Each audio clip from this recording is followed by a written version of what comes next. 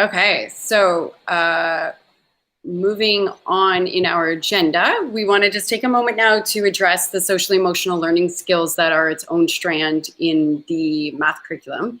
This isn't something we really focused on last year because we were still waiting for direction from the ministry on how to approach it. What we do know is we do not evaluate them. We're not evaluating the social emotional learning skills, but we are responsible for paying attention to them and giving students opportunity to think about them.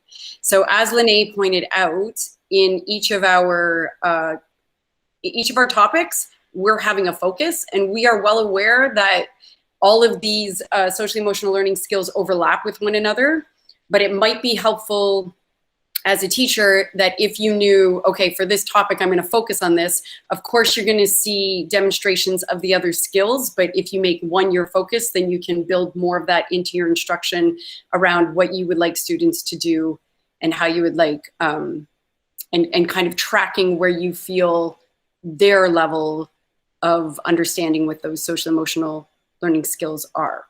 So for integers, just a minute here, what's going on? Oh, I see what's happening there. Thinking about this first one for integers is identifying and managing emotions. So what you have there are some potential exit ticket prompts that you could use to start to understand where students are with this skill. And then we've also, in the developmental tracking sheet that you can find on any of the non-negotiable topics, you will see that we've added a tab for social emotional learning skills. And I want to be clear here, we're not assessing this and we're not evaluating it, but we are tracking it so that we can help students and we can pay attention to where we need to potentially give students more opportunities to think about how they feel about math. And just before we move on to more about identify and manage emotions, here are some examples. So this spreadsheet was piloted with some teachers, and this is how some teachers have gone about just tracking where they feel students are. And it also allows, you're going to be connecting with each of these skills twice throughout our year. So this is a place where you can kind of come back and as you see more things add to this particular way of keeping track. We really like this idea of anecdotal notes because it's not an evaluative process. It's just making notes on what they've noticed some students have done at a certain times. You are not necessarily going to be able to observe SEL in every student every day. We totally understand that, which is why this is a great central tracking sheet for you to have to come back and revisit. So this is how one teacher did it using anecdotal notes. A different teacher used color-coded checkbox. I don't know what the colors meant. What I do like about the color choices that this teacher has chosen is it's not our traditional assessment colors. So if somebody were to see this, it doesn't look like they're actually evaluating it. They're just kind of keeping track and they have their own reason for the colors. One thing you want to think about is once you have started tracking these, it's not enough just to track it. You now need to think about what's your next instructional move on this. So for example, this teacher is noticing in engage positively in math activities, one student is in the gray, but she hasn't collected any information about any of the other students. So what's this teacher's next instructional move to make sure whatever this gray check means that we can turn it to a blue or that other students have an opportunity to demonstrate it. And the third way we've noticed teachers using it is same idea, using color-coded skills. And then these ones are tied a little bit closer to what we would normally use as traditional color schemes, probably showing red being not yet, yellow being getting there, and green being got it. We are saying do that with caution because we don't want to get stuck in like we're grading them on this or we're giving them a grade on this. This is just really your chance to track where students are at and help them develop a positive math identity about themselves. So one way that we can address at least 3 of the social emotional learning skills is by using an analogy that was created by James Nottingham called the learning pit. And with us today is Jen Schaefer and Jess Nielsen from Grow Public School, and they have volunteered their time to come and share with you how they use the learning pit with their students all year long. And at that point, I'm going to stop sharing and hand it over to Jess and Jen. Thanks for the welcome slide, the welcome and the lovely welcome slide. Do you want me to hit present for you? That would be great. Okay. Yeah, thanks so much for asking us to come and talk about growth mindset and the learning pit. Jess and I have taught together for this is our 12th year of teaching together, and so when we talk about this idea of implementing the learning pit into our classroom, we've had many iterations of this over the years.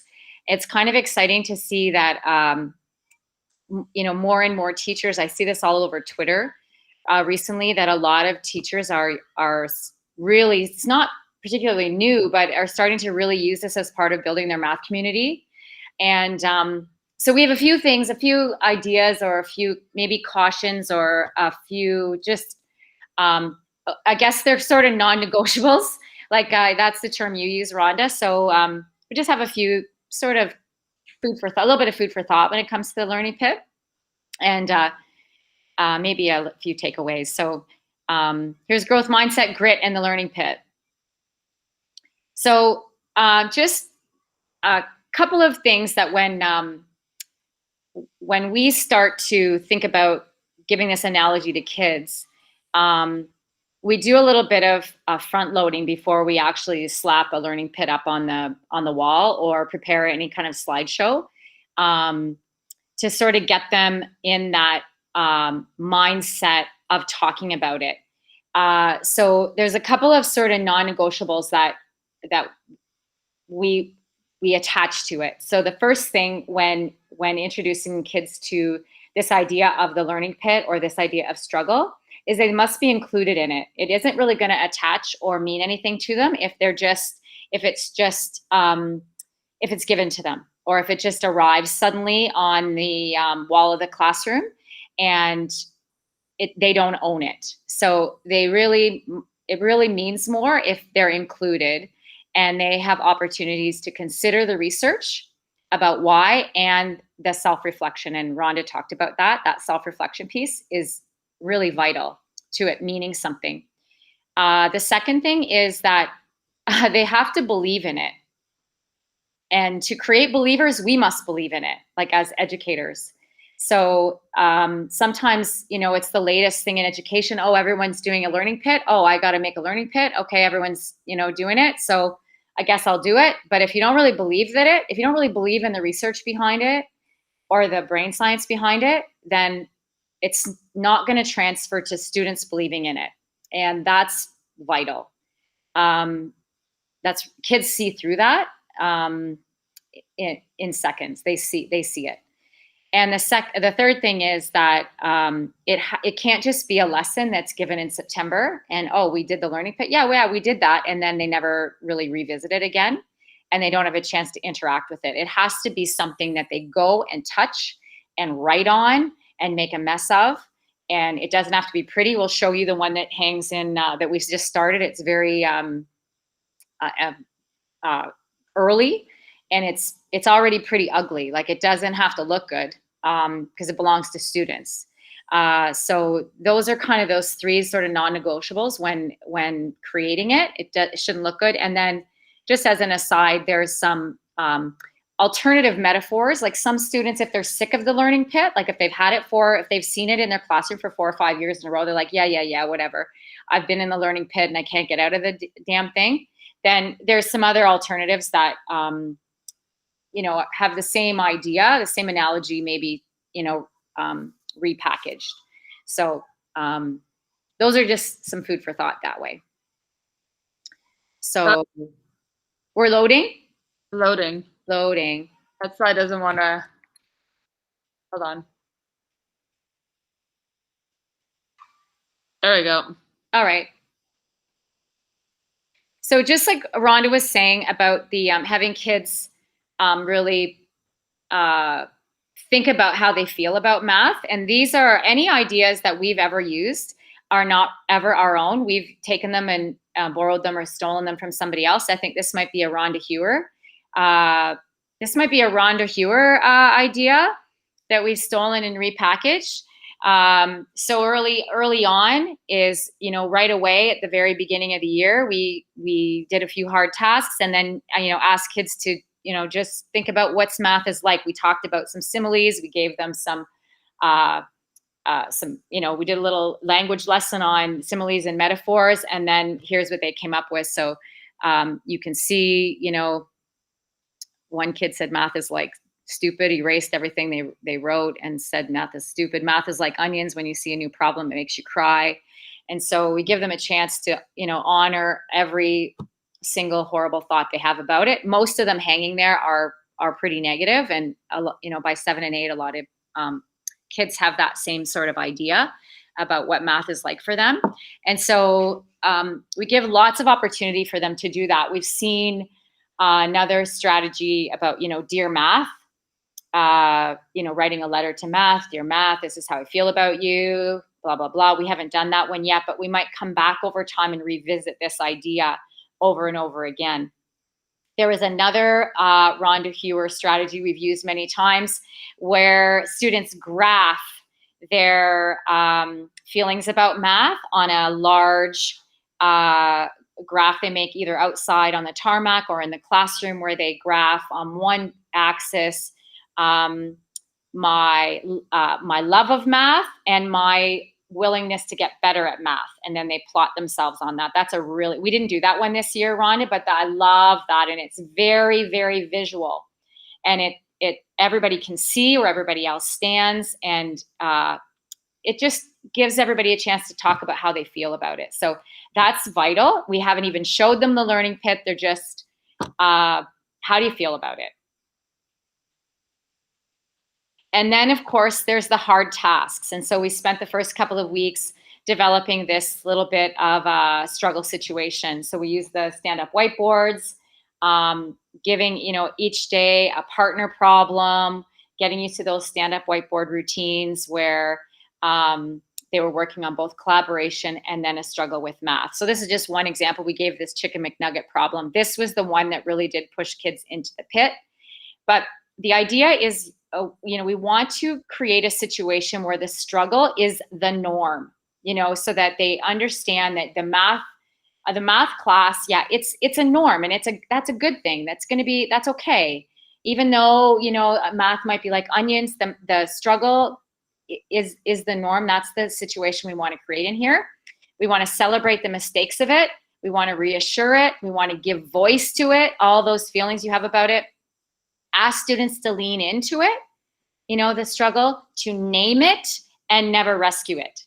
So that takes a lot of practice and a lot of routines right at the beginning. So, every day for 2 or 3 weeks, it was just, nobody ever solved a problem. Like, it was all problem-based focused, never solution focused. And so that was that getting ready for introducing the never rescue it. Yeah, it is really hard for sure. Is there anything else? And having them take a minute, even in the middle of it, to identify their feelings towards it. So we like this. My class really struggled with this one. They didn't like the wording of it. There was a lot of kids stuck in the mud, and we had to identify, like, how do you feel right now? Like, pay attention. What's your body doing? Like, kids identified, I'm looking at the clock. I'm counting down. When do we have gym? What are we doing here? I'm distracting everyone. Like, they were able to name their avoidance or distraction, or I want to be done with this. Yeah. This is really, really important too, is the idea to the opportunity for kids to consider the research and to show them the Joe Boller research on fixed and growth mindset, and to explain to them and show them those videos about if the task is too easy, no learning is happening. Or to, show them the studies that show teaching people to have a growth mindset that encourages focus on effort rather than intelligence. Kids who are very strong at math and who find it easy and who have always been successful, they are usually the biggest skeptics when you introduce them to the learning pit. They don't want to go in it. It doesn't feel good. And so they have the hardest time accepting this research, I usually find. The kids who do struggle, they're a little bit relieved, like, oh yeah, oh good, that's okay. Like they're a little bit more able to buy into that. But the kids who, really, really always do well and they've always been praised, they don't really want to consider this at all. It means that, that we would rather see the mistakes than the final answer. So taking some time to teach them this and be really transparent about the research is also a piece of, setting the stage for this and revisiting it again. And then I'm just looking at my computer as it says low battery. Do you have a charger next door? Yep, I do. We're in two classrooms side by side, and this is the learning pit that I get in. Is my I need a tech support team at all times. Oh God! And the door's locked. This is very Jen and Jess show. Just hold on a second. You know what is the best about this is we're recording it. So we have this for life. Many people will watch this. That's great. Thanks, Radha. Oh, can you edit that part out? Oh man. So this is where for me, this is really, really important too, is that that the learning pit has to be really built together. And this is what Jess was saying about through that authentic struggle. So when kids are fighting through a problem where you can tell they're all stuck and they're not getting there. And this is where we might have, just sort of a skeleton of a learning pit up and ask them, stop them in the middle of it and say, what is happening for you right now?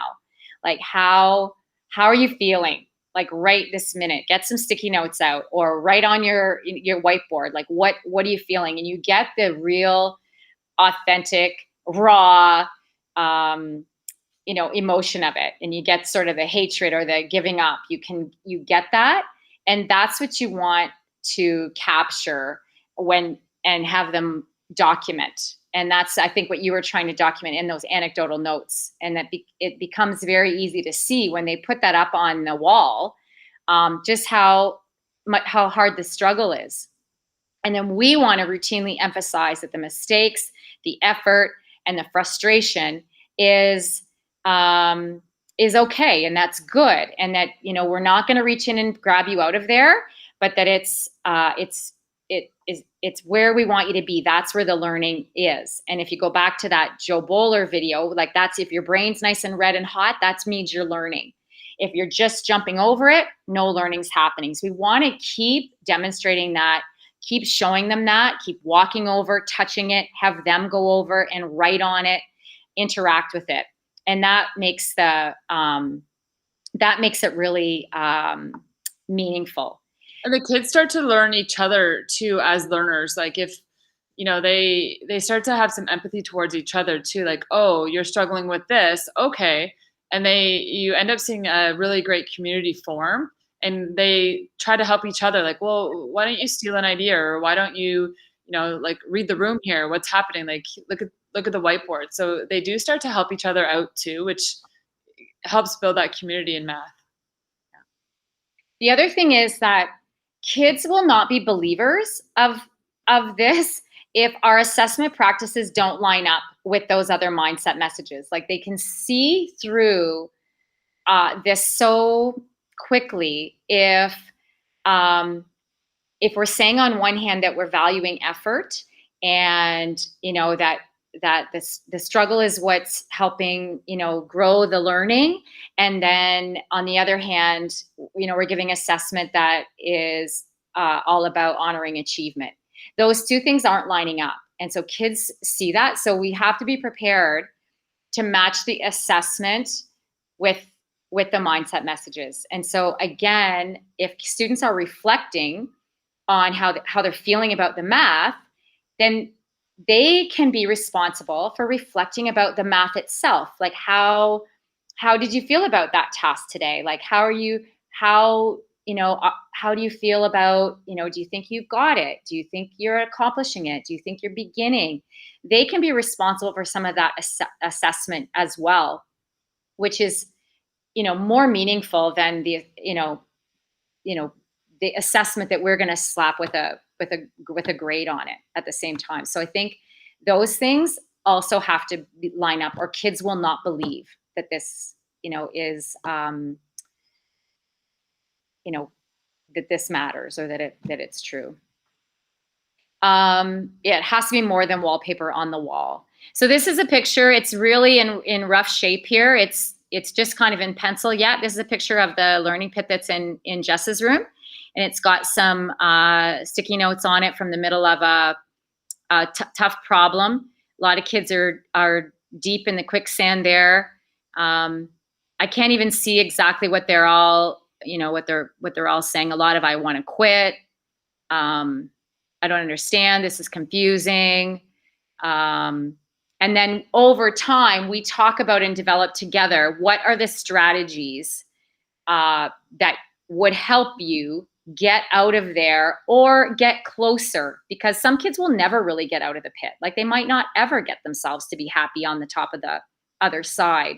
But how can you get closer? How can you, what can you do to get, you might never get a solution, like for some kids, but how can you, stop just swimming around in the mud at the bottom? What other strategies might you develop? And then we'll keep adding to that. So it's just this sort of beautiful mess that they have permission to come up and add to at all times. And then this is just another, like some other alternate metaphors that we use. We have a set of sticky notes in the classroom that are that look like these staircase here. Ours don't have the writing underneath the stairs, but yeah, we took the words off. But again, it's for a lot of kids who look like this guy sitting on the bottom step, and we'll just say, you just got to get off the bottom step. Like you don't necessarily have to be this, guy at the top, but you got to get off the bottom step. So where, what are you going to do to, if you don't have any ideas, this could be a writing, like we teach language too. So a lot of kids, like they don't have any ideas for writing. Well, you got to get off the bottom step. So what strategies are you going to use? Nobody's going to come down and pick you up. And I don't know if have you seen this, Rhonda or Linnea, this Learn Like a Jungle Tiger? Oh, it's great. It talks about the difference between, are you a zoo tiger or a jungle tiger? And a zoo tiger just gets fed the steak right in the cage and doesn't have to do any work, and doesn't have to go hunting, and doesn't have to go do any work for survival. And while a jungle tiger has to go and like work hard for to find shelter, and it's a same idea about working hard or taking the easy way. And it's another great another way to conceptualize this idea of struggle. And I think that's it, isn't it? Yep. So if you're sort of sick of that learning pit, or if it's kind of like run its course, there's just a couple of other ideas there that for some kids, they need another, way to reinforce that message. So I don't know. I hope that was helpful. Sorry about the charging issue in the middle.